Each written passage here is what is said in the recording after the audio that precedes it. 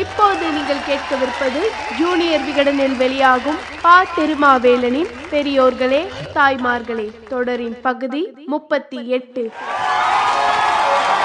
பெரியோர்களே தாய்மார்களே.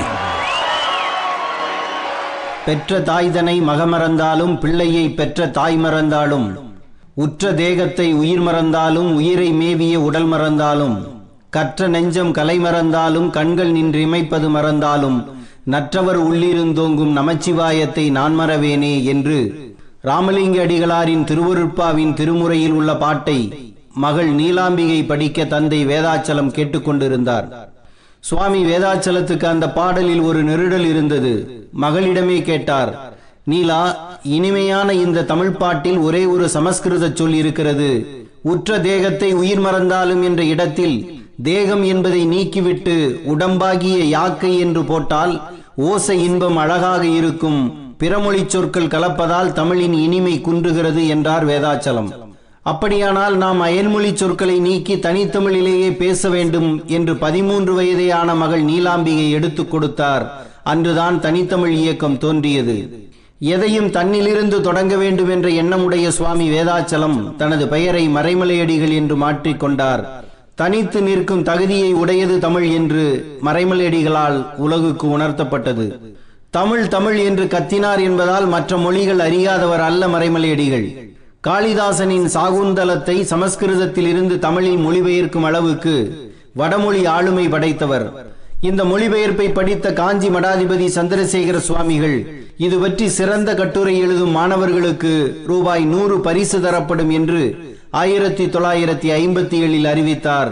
மகா பெரியவரையே மயக்கிய மொழிபெயர்ப்பு அது. தன்னுடைய வாழ்க்கை முழுவதையும் தினந்தோறும் நாட்குறிப்பாக எழுதி வைத்துவிட்டு போனார் மறைமலையடிகள். இவை ஆங்கிலத்தில் எழுதப்பட்டு உள்ளன. என் நினைவு, பேச்சு, எழுத்து யாவும் தமிழாக உள்ளன. ஆங்கிலத்தில் எனக்குள்ள பயிற்சிக்கு தொடர்பு வேண்டுமல்லவா, அதற்காகத்தான் ஆங்கிலத்தில் எழுதுகிறேன் என்று விளக்கமளிக்கும் அளவுக்கு ஆங்கில அறிவு படைத்தவர். எனவே அவரது தனித்தமிழ் இயக்கம் என்பது ஆங்கிலம், சமஸ்கிருதம் போன்ற மொழிகள் மீதான வெறுப்பால், அறியாமையால் தோன்றியது அல்ல, தமிழ் மீதான தனியாத காதலால் மலர்ந்தது. மறைமலையடிகள் மிகச்சிறு வயதிலேயே பழந்தமிழ் இலக்கியங்கள் அனைத்தையும் மனப்பாடம் செய்துவிட்டார். 15 முதல் 21 வயதுக்குள் தொல்காப்பியம், திருக்குறள், சிவஞான போதம் என முக்கிய இலக்கியங்கள் அனைத்தும் அவர் மனதில் வாழ்ந்தன. அந்த தமிழ் திறமைதான் நாகப்பட்டினத்தில் இருந்து அவரை சென்னை கிறித்துவ கல்லூரிக்கு பணிக்கு அழைத்து வந்தது. சூரியநாராயண சாஸ்திரி என்கின்ற இயற்பெயரை பரிதிமார் கலைஞர் என்று மாற்றிக்கொண்ட தமிழ் புலவர்தான் மறைமலையடிகளை நேர்முக தேர்வு செய்தவர். 3 கேள்விகளை கேட்டார் பரிதியார். அதில் கடைசி கேள்வி குற்றியலுகரத்துக்கு எடுத்துக்காட்டு சொல்லுங்கள் என்பது. அஃது எனக்கு தெரியாது என்றார் மறைமலை. நீங்கள் தேர்வு செய்யப்பட்டு விட்டீர்கள் என்றார் பரிதிமார் கலைஞர். தெரியாது என்று சொல்பவரை எப்படி தேர்வு செய்யலாம் என்று மற்ற உறுப்பினர்கள் கேட்டபோது, அஃது என்பது ஆயுத தொடர் குற்றியலுகரம், எனக்கு என்பது வன்தொடர் குற்றியலுகரம், தெரியாது என்பது உயிர்த்தொடர் குற்றியலுகரம் என்று பதிலளித்தார் பரிதிமார் கலைஞர். நமக்குத்தான் வேலை கிடைத்து விட்டதே என்று விடவில்லை மறைமலை. தனது தேர்வை தொடங்கினார். 3 கேள்விகளை பரிதிமார் கலைஞரிடம் கேட்டார். என்னை விட நீங்களே சரியாக சொல்லக்கூடியவர், அதனால் நீங்களே சொல்லுங்கள் என்றார் பரிதியார். இந்த காலமாக இருந்தால் தேர்ந்தெடுப்பவரையே கேள்வி கேட்டதற்காக வெளியே அனுப்பி விடுவார்கள். ஆனால் பரிதிமார் கலைஞர் தனக்கு கீழ் வேலை பார்ப்பவர் தன்னை விட அறிவாற்றல் புரிந்தியவராக இருக்க வேண்டும் என்று நினைத்தார். அன்றைய ஆசிரியர்கள் அப்படித்தான் இருந்தார்கள். மறைமலையடிகள் பாடம் நடத்துவதை பார்த்து அதன் இனிமையில் மாணவர்கள் மயக்கமுற்றனர். ஐயா, இதையே புத்தகமாக எழுதுங்கள் என்றார்கள். வெளியிட பணம் இல்லையே என்றார் மறைமலை.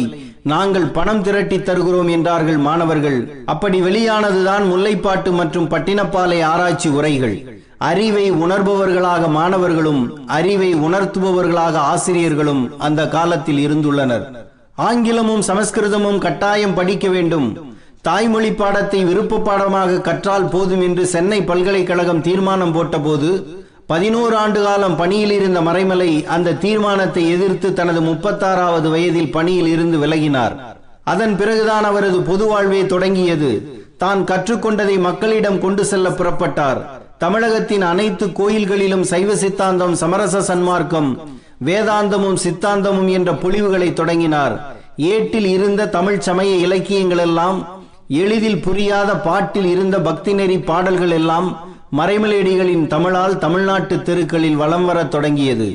தமிழருக்கு நாகரீகம் இல்லை, வரலாறு இல்லை, வடமொழியில் இருந்துதான் தமிழ் வந்தது என்று அதுவரை சொல்லப்பட்டு வந்த உள்நோக்கமுள்ள அறிவுக்கு புறம்பான அத்தனை குதர்க்க வாதங்களையும் தனது சொல்லால் தவிடுபொடி ஆக்கினார் மறைமலையடிகள். தமிழா சமஸ்கிருதமா, தமிழரா ஆரியரா என்ற அறிவு சூழலில் எழுந்த மோதலில் அறிவாற்றலுடன் பதில் கொடுத்தார். இன்னொரு பக்கம் பெரியாரின் சுயமரியாதை இயக்கம் சைவ சமயத்தின் மீதும் கடவுளின் மீதும் தாக்குதல் தொடுத்ததை தடுக்கும் தேவையும் மறைமலையடிகளுக்கு ஏற்பட்டது.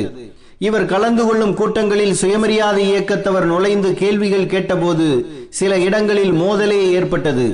ராயப்பேட்டை பாலசுப்பிரமணிய பக்த சபையில் அடிகள் பேசும்போது இந்து மதத்தை பற்றி பேசும் ஈவேரா இயக்கத்தவர்கள் இஸ்லாமை பற்றி பேசுவார்களா, அப்படி பேசினால் அந்த சமயத்தவர் கொன்று குடலை மாலையாக அணிவார்கள் அல்லவா என்று பேசிவிட்டார். இதை கேட்டுக்கொண்டிருந்த சுயமரியாதை இயக்கத்தவர்கள் எதிர்ப்பு தெரிவித்தார்கள். திராவிடன் இதழ் மறைமலையடிகளை எதிர்த்து எழுதியது. இவர் மீது வழக்கு போடும் முயற்சிகள் நடந்தன. 2 அமைப்பினருக்கும் தூதுவராக இருந்து திருவிக சமாதானம் செய்தார். இவை அனைத்தையும் அறிந்த பெரியார் குடியரசு இதழில் எழுதிய தலையங்கத்தில் மறைமலையடிகளின் பெருமைகள் அனைத்தையும் சொல்லி அவர் மீது தமது இயக்கத்தவர்கள் நடந்து கொண்ட முறைக்காக நிபந்தனை இல்லாமல் மன்னிப்பு கேட்டுக் கொள்வதாக அறிவித்தார். அதன் பிறகே திராவிட இயக்கத்தவர்கள் மறைமலையடிகளை தாக்கி எழுதுவதை நிறுத்தி கொண்டார்கள். மறைமலையடிகளும் காசு பிள்ளையும் என் வலக்கையும் இடக்கையும் போன்றவர்கள் என்று பெரியாரே சொன்னார். சைவத்தை காக்கவும் தமிழ் பக்தி இலக்கியங்களின் பெருமையை சொல்லவும் தன் பயணத்தை மறைமலையடிகள் நிறுத்தவில்லை. வெறும் பேச்சாளராக பக்தி சொற்பொழிவாளராக சுகம் கண்டு விடாமல் தமிழுக்கு சோதனை வந்தபோது எல்லாம் வீதிக்கு வந்து போராடுபவராக அடிகள் இருந்தார். இந்தி மொழி உயர்நிலை பள்ளிகளில் 5, 6, 7 படிவங்களில் கட்டாயமாகும் என்று 1937 அறிவிக்கப்பட்டது. அப்போது சென்னை சைதாப்பேட்டையில் நடந்த இந்தி எதிர்ப்பு மாநாட்டுக்கு மறைமலையடிகளே தலைமை தாங்கினார். தமிழர் கழகம் உருவாக ஊக்கம் கொடுத்தார். இந்தி பொதுமொழியா என புத்தகம் எழுதினார். அதன் பொருட்டு நடந்த மறியலில் மகன் மறை திருநாவுக்கரசு போராட்டத்தில் ஈடுபட முயன்ற போது அவருடைய தாய் தடுத்தார். தமிழ் காக்க நாமல்லவா சிறை அனுப்ப வேண்டும், வேலை போய்விட்டால் என்ன, வேறு வேலை கிடைக்காமலா போய்விடும், சிவபெருமான் நம்மை கைவிட மாட்டார் என்று அனுப்பி வைத்தார். 1948 மீண்டும் இந்திய எதிர்ப்பு போராட்டம் நடந்தபோது பெரியாருடனும் அரசியல் இயக்கத்தவர்களுடனும் மேடை ஏறினார். தமிழுக்கும் சைவத்துக்கும் துளி சேதாரம் வந்தாலும் சினந்தெழக்கூடியவராக மறைமலையடிகள் இருந்தார். இன்றைய தமிழ் அமைப்புகள், சைவ சமய மன்றங்கள், தமிழ் தேசிய அரசியல் இயக்கங்கள், தனித்தமிழ் அறிஞர்கள் அனைவருக்கும் முன்னோடி அவர்தான். என் புத்தகங்களை மொத்தமாக படித்தால் ஒருவர் தமிழின் சுவையை அறியலாம் என்று சொல்லும் துணிச்சல் மறைமலையடிகளுக்கு மட்டும்தான் இருந்தது. மிக நீண்ட இடைவெளிக்கு பிறகு அவரது படைப்புகள் அனைத்தையும் தமிழ் மண் இளவழகனார் மொத்தமாக எடுத்து வரும் பணியில் இருக்கிறார். மறைமலையடிகள் தனித்தமிழ் கண்ட நாட்டில்தான் தமிழில் பேசுவதையே கேவலமாக நினைக்கும் காலம் உருவாகிவிட்டது. ஆங்கிலம் தெரியாது என்று சொல்வது கேவலமாக இருக்கிறது, ஆனால் தமிழ் தெரியாது என்று சொல்வது பெருமையாக இருக்கிறது. தமிழ் என்று சொல்லி பேசும் தமிழாவது தமிழாக இருக்கிறதா என்றால் அதுவும் இல்லை. தமிழா நீ பேசுவது தமிழா என்று கேட்ட உணர்ச்சி கவிஞர் காசி ஆனந்தனின் கவிதை வரிகள் நினைவுக்கு வருகிறது. உறவை லவ் என்றாய் உதவாத சேர்க்கை, ஒய்ஃப் என்றாய் மனைவியை பார் உந்தன் போக்கை, இரவை நைட் என்றாய் விடியாது உன் வாழ்க்கை, இனிப்பை ஸ்வீட் என்றாய் அறுத்தறி உன் நாக்கை. வண்டிக்காரன் கேட்டான் லெப்டா